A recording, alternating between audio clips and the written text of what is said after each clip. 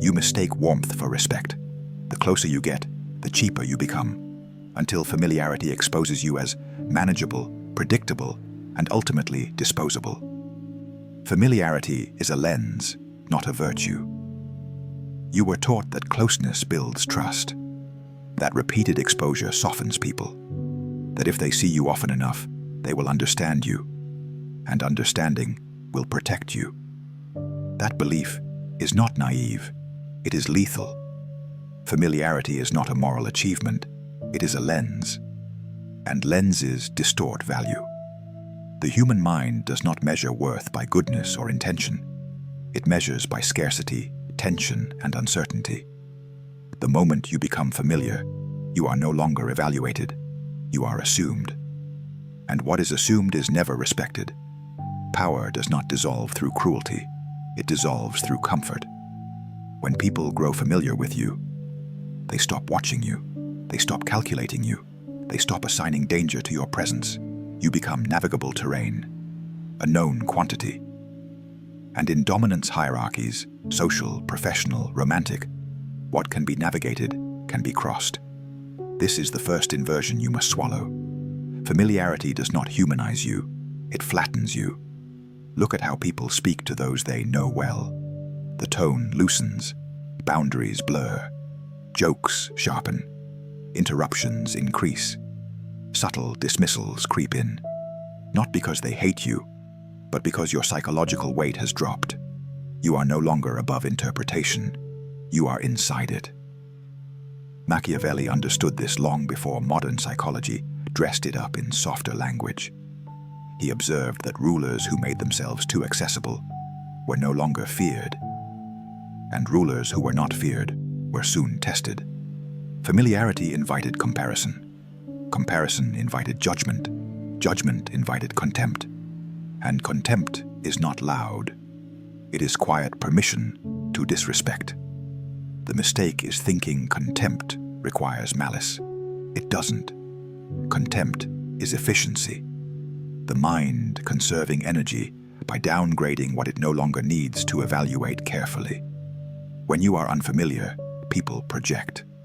They fill the gaps with caution. They overestimate you because uncertainty is expensive to miscalculate. But when you become familiar, projection collapses. You are no longer a question mark, you are a file.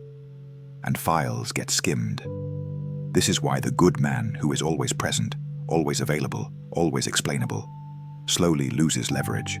Not overnight, not dramatically, but incrementally. Each interaction removes a layer of mystery. Each explanation makes you easier to predict. Each display of comfort tells others, there is no cost to approaching me casually. Power is not asserted, it is inferred. And familiarity kills inference. You must understand this without emotional resistance. People do not rise in respect because they know you better. They rise in respect when they are forced to calculate you repeatedly. Distance is not absence. Distance is friction. It slows access. It preserves edges. It keeps others from feeling ownership over you.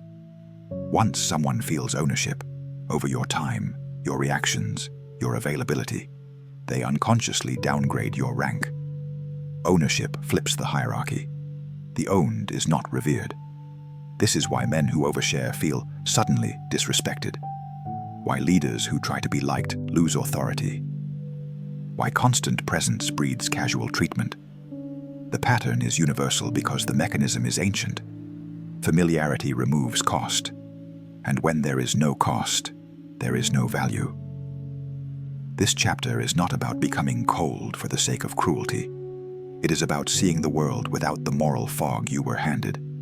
Closeness is not sacred. Accessibility is not noble. Transparency is not strength. They are exposures. You don't protect power by demanding respect. You protect it by managing how close others are allowed to stand without earning it. Once you accept that familiarity is a lens and not a virtue, you stop chasing connection and start controlling perception. That is the first fracture in the old identity, and it is necessary, because what comes next is not philosophy. It is mechanism. The psychological mechanism of contempt. Contempt is not emotional, it is structural. You've been taught to think disrespect comes from conflict, jealousy, or bad character. That belief keeps you blind. Contempt emerges from a mechanism, not a feeling, and that mechanism activates the moment your presence stops requiring mental effort. The human brain is an energy optimizer. It ranks, compresses, and categorizes people to reduce cognitive load. What demands vigilance is ranked higher. What feels safe is compressed. What is predictable is minimized. This is where familiarity turns toxic. When someone encounters you for the first time, their brain allocates resources. It scans for threat, status, unpredictability. This is why early impressions carry weight. The mind is alert because the cost of misjudgment is high. But repetition without consequence rewires the evaluation. Each predictable interaction lowers the perceived risk. Each emotional reveal reduces uncertainty. Each unguarded reaction teaches others how to move you. Over time, your presence stops triggering assessment. And when assessment ends, so does respect. Respect is not admiration. Respect is restraint. Contempt begins when restraint disappears. Notice the sequence. People interrupt you more. They challenge you casually. They speak over you. They joke at your expense, not aggressively, but comfortably. This comfort is the tell. Comfort means dominance. Asymmetry has flipped. Not because they are stronger, because you are decoded. The most dangerous moment is when people feel they know you. Knowledge creates predictive confidence. Predictive confidence invites testing. Testing reveals boundaries. Weak boundaries confirm low cost. This is not personal, it is algorithmic. Machiavelli warned that when men stop fearing consequences, they begin to despise authority. Modern psychology confirms it. Predictability reduces perceived power.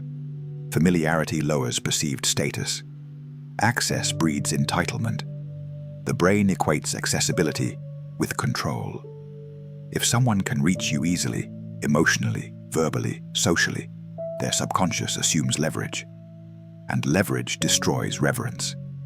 Here is the inversion most men resist. Being liked does not prevent contempt. It accelerates it. Why? Because likability often requires transparency, reassurance, and emotional availability. These behaviors signal safety. Safety signals remove caution. And without caution, people act on impulse, not respect. The mechanism tightens further through comparison. Once familiar, you are no longer measured against ideals. You are measured against alternatives. Other men, other authorities, other options. This comparison strips uniqueness. You become interchangeable, and interchangeability is the final stage before disposability. Power thrives in asymmetry. Familiarity creates symmetry. When people feel on your level, they behave accordingly, not with hostility, but with indifference to your boundaries. Indifference is worse than opposition. Opposition still recognizes force. Indifference assumes irrelevance. This is why contempt often arrives quietly. No confrontation, no declaration, just erosion. The man who explains himself invites judgment. The man who reacts quickly invites manipulation. The man who is always available invites ownership. Each of these feeds the same mechanism. Reduced cognitive cost. The brain does not respect what it can run on autopilot. This is why distance restores power so quickly. Not because distance is dramatic, but because it forces recalculation. Silence creates ambiguity. Ambiguity reactivates vigilance. Vigilance restores rank. You are not meant to be understood easily. You are meant to be accounted for. Once you grasp this mechanism, you stop trying to fix disrespect through communication, clarification, or emotional appeals. Those only deepen familiarity, and therefore contempt. The correct response is not explanation, it is restructuring access. And to do that, You must recognize the type of man who triggers this mechanism most reliably, because it is not accidental, it is behavioral. The Familiar Man Archetype. There is a specific type of man who attracts contempt without provoking open hostility. He is not weak in the obvious sense. He is competent, articulate, often well-intentioned, and he is systematically devalued. This is the familiar man. He believes consistency earns trust. He believes openness builds bonds. He believes being understood protects him from misinterpretation. What he is actually doing is training others to predict, access, and downgrade him. The familiar man is always reachable. Messages get replies, calls get answered. Explanations are offered before they are demanded. Silence makes him uncomfortable, so he fills it. Distance feels rude to him, so he collapses it. He mistakes presence for importance. Watch his behavior closely. He clarifies his intentions so no one feels uneasy. He shares his reasoning so others see where he's coming from. He reveals his emotions to appear authentic. Each of these behaviors seems harmless in isolation. Together, they form a profile that invites containment. Containment is the precursor to control. The familiar man removes friction from interaction. He lowers the psychological toll of dealing with him. People don't need to prepare, posture, or restrain themselves around him. He has made himself easy, and easy is never respected. This archetype also confuses loyalty with proximity. He believes that by being close, emotionally, socially, mentally, he secures allegiance. In reality, proximity accelerates evaluation. The closer people are, the more data they gather. The more data they gather, the less they imagine.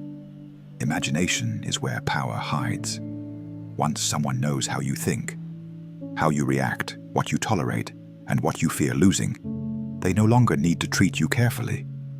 Care is reserved for unknowns. The familiar man also overcommunicates. He narrates his decisions. He justifies his boundaries. He explains delays. He answers questions that were never asked. This signals two things: accountability to others and anxiety about misjudgment. Both reduce rank. High-status figures do not rush to be understood. They let others adjust. They allow misinterpretation to exist, because misinterpretation keeps people cautious. The familiar man does the opposite. He corrects perception instantly, robbing himself of leverage. Then come the tests. They arrive as jokes, small challenges, casual disrespect. The familiar man notices them but minimizes their meaning.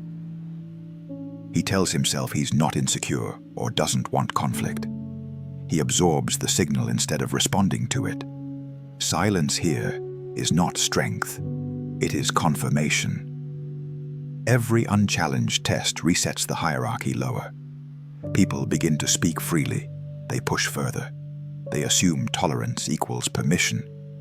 Soon, the familiar man feels a shift he cannot explain. Less respect, more demands, fewer considerations. He wonders what changed. Nothing changed. The process completed. This archetype is not created by cruelty from others. It is created by self-exposure, without strategic restraint. The familiar man bleeds information, availability, and emotional accessibility into environments that reward none of it. And once this pattern sets, effort cannot fix it. Trying harder only increases familiarity. Being nicer only lowers cost further. Communicating more only sharpens predictability. The familiar man is trapped because his identity is built around being known. To escape contempt, that identity must die. Before that death, you must see how universal this pattern is, across history, power structures, and human behavior. Because this is not a personal failure. It is a law, and laws do not care about intention. When proximity breeds disrespect, history does not remember men who were well understood. It remembers men who were feared, calculated, or mythologized. And every time power collapsed, proximity was involved. Kings who walked too freely among their subjects were the first to be mocked. Generals who joked with their soldiers lost command presence. Leaders who over-explained their decisions invited debate instead of obedience. Not because people became evil, but because familiarity dissolved the psychological distance that authority requires. This pattern is not cultural, it is biological. In primate hierarchies, dominant figures limit access. They are visible, but not reachable.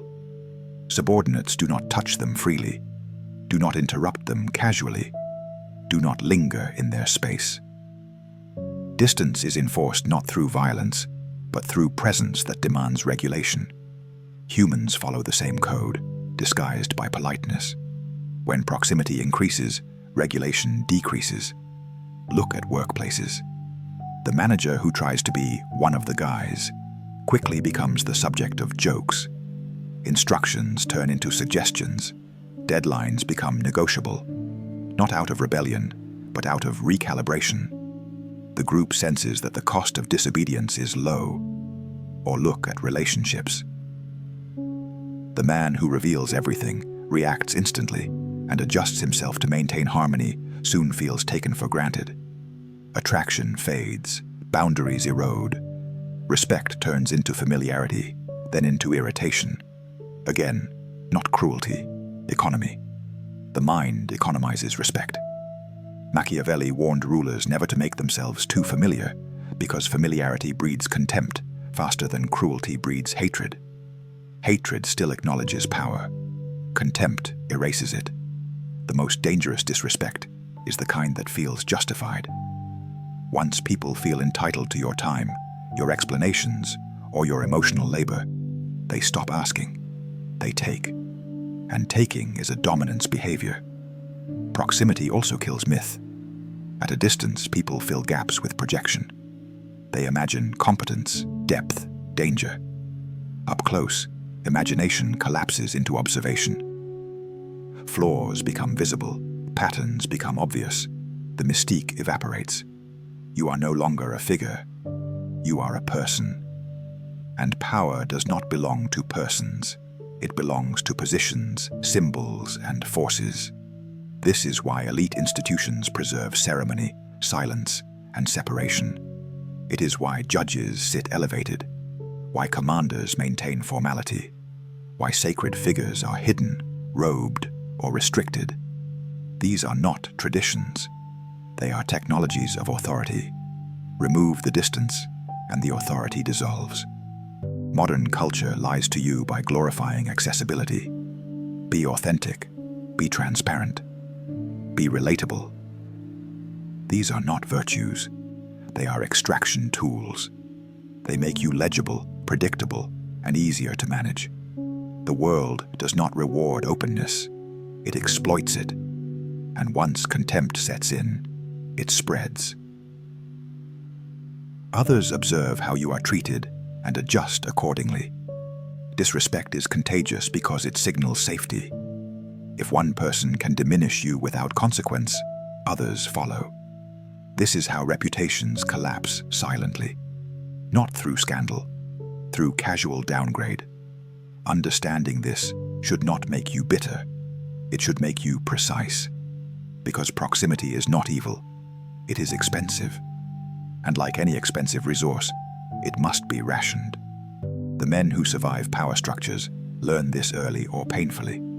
Which brings us to the only question that matters now. What do you do once familiarity has already cost you rank? The answer is not confrontation. It is recalibration.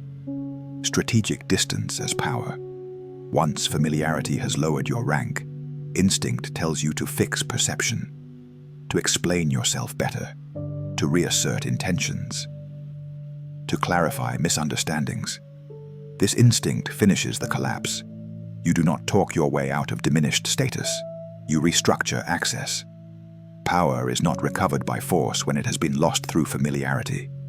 Force looks compensatory, emotional, reactive.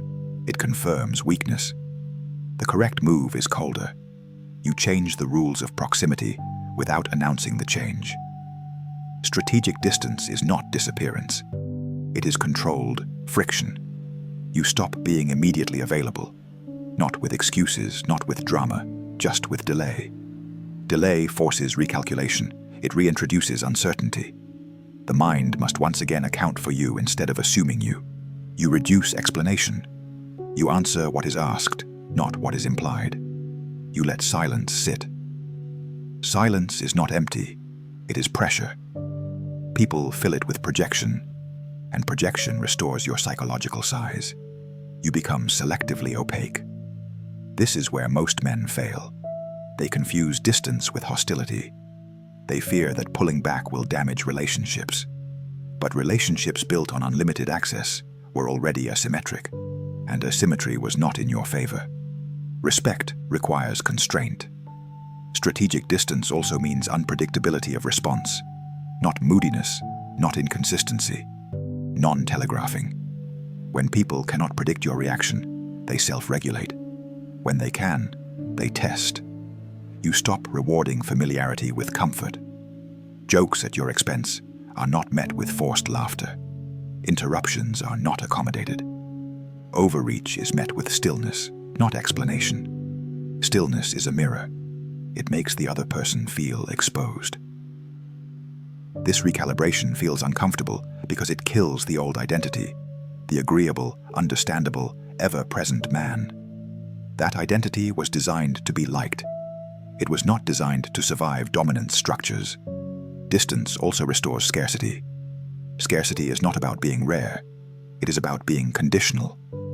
Access to you is earned through alignment, respect, and behavior, not history or closeness. Past familiarity does not grant permanent access. That belief is entitlement. High-status men revoke access quietly.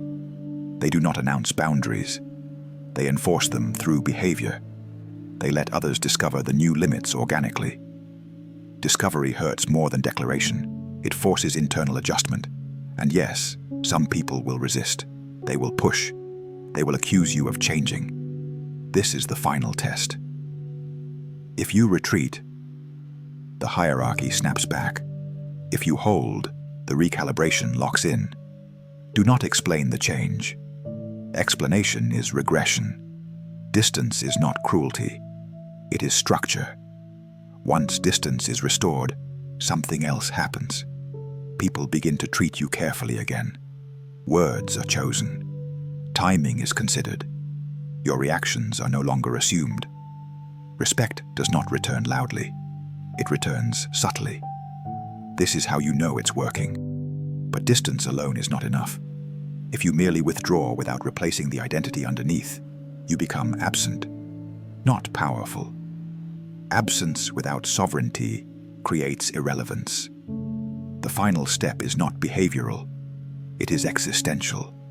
The familiar version of you must die completely. Kill the familiar identity. You cannot carry power and familiarity in the same body. One suffocates the other. The mistake is thinking you can adjust the familiar identity. You can't. It was built for accessibility, reassurance, and emotional continuity. That structure collapses the moment power is required, so it must be destroyed, not improved. This is an identity death. The familiar version of you seeks harmony. It wants to be understood. It fears misinterpretation more than disrespect. That fear is the leash. Anyone who senses it can pull. The sovereign version does not rush to correct perception. It allows others to sit with uncertainty. It does not chase alignment. It observes who aligns without instruction. This shift is internal before it is visible. You stop narrating yourself. Your thoughts are no longer public property. Your motives are not explained preemptively. You let others work to understand you or fail. Their effort, or lack of it, becomes diagnostic. The familiar man equalizes. The sovereign man stratifies. He decides who gets access, information, and proximity. Everyone else gets a surface, polite, neutral, impenetrable. This is not arrogance. It is filtration. Identity death also requires emotional amputation, not numbness, control. You no longer leak reactions. You do not reward provocation with visibility. You do not soothe discomfort you did not create. Emotional neutrality starves contempt. There is nothing to press against. People cannot dominate what does not flinch. You also abandon the need to be liked. This is the final tether. Likability is a currency for the powerless. Power trades in consequence, not affection. When you stop chasing approval, your behavior sharpens. You move slower. You speak less. You choose more carefully. Silence becomes your default. And silence does something familiarity never could. It creates gravity. Others adjust their behavior around you without being told. They sense boundaries without seeing fences. They feel the cost of miscalculation without knowing the price. This is authority in its cleanest form. There will be losses. Some relationships will thin out. Some people will accuse you of becoming cold. Those were transactions built on access, not respect. Let them expire. Power cannot be maintained on borrowed intimacy. What replaces the familiar identity is not cruelty. It is sovereignty. Sovereignty means you are no longer shaped by the comfort of others. You are internally regulated, externally selective, psychologically costly to approach without intent. This is the state Machiavelli understood. Not loved, not hated, but measured. Measured men are not consumed casually. They are approached carefully. Once this identity sets, contempt has no soil to grow in. Familiarity cannot return unless you invite it, and you will not, because you finally understand its price. The lesson is complete. Those who remain familiar will be managed. Those who adapt will respect you, and those who cannot will remove themselves. That is selection. If you want, the structure allows for a final chapter, a closing warning for those who ignore this law. Final warning: power is not forgiving. This is the last thing you are allowed to misunderstand. Power does not punish you immediately for mistakes. It lets you continue, quietly downgraded, until recovery is no longer possible. Familiarity works the same way. It does not attack. It waits. Men who ignore this law don't fall dramatically. They fade. Their voice carries less weight. Their presence shifts nothing. Their opinions become optional. By the time they notice, the hierarchy has already rewritten itself without them, and no explanation will restore what was lost. Once contempt crystallizes, people justify it retroactively. They tell themselves you were never that impressive, that you're predictable, that you're easy to deal with. This narrative protects their behavior and locks you out of recovery. This is why Machiavelli warned that injuries must be avoided, not repaired. The same applies to perception. You cannot negotiate your way back into being taken seriously. You can only become costly again, and even that has a window. If you still believe being open will save you, understand this. The world does not reward transparency. It rewards control of visibility. Those who are fully seen are fully consumed. The elite are not silent by accident. They are silent by design. If you return to familiarity after learning this, it will not be innocence. It will be surrender. You will be choosing comfort over sovereignty, approval over position, and you will be selected accordingly. This channel exists for men who refuse that fate, not men who want to feel powerful, but men who are willing to be misunderstood, unapproachable, and unavailable to those who have not earned proximity. Remember the law, because it will not remind you again. What becomes familiar becomes contemptible. What is costly is respected. Decide which one you intend to be.